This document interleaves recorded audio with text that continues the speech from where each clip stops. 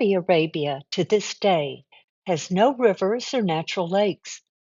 So when God brought the Israelites to this desolate region, he arranged for a brook or stream to descend from the mountain. But over 1 million people and their flocks and herds couldn't get to it very easily without a means to capture that water.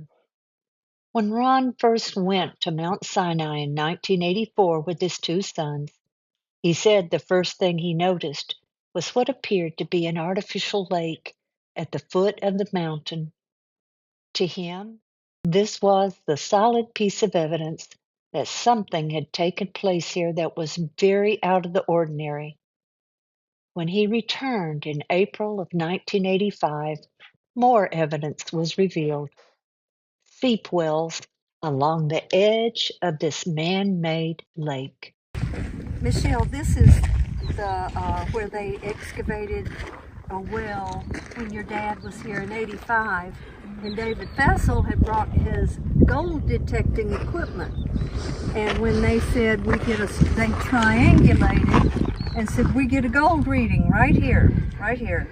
So Samran Al-Materi, who lives in Tabuk and is some sort of a prince, royal prince, I think.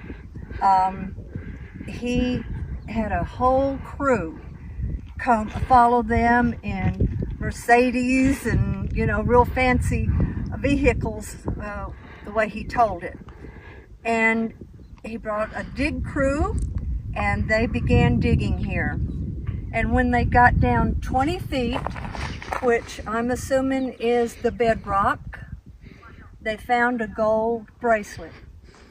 And at that point, Ron said that the people who were with them immediately shut it down and said, you're under house arrest for being treasure hunters, because they found a bracelet down there. Now, that bracelet obviously has been there since the Exodus, since they arrived at Mount Sinai. Because there's a number of wells along here. We can't see them anymore, hardly, just remains of this one, and there's a part of another one down here.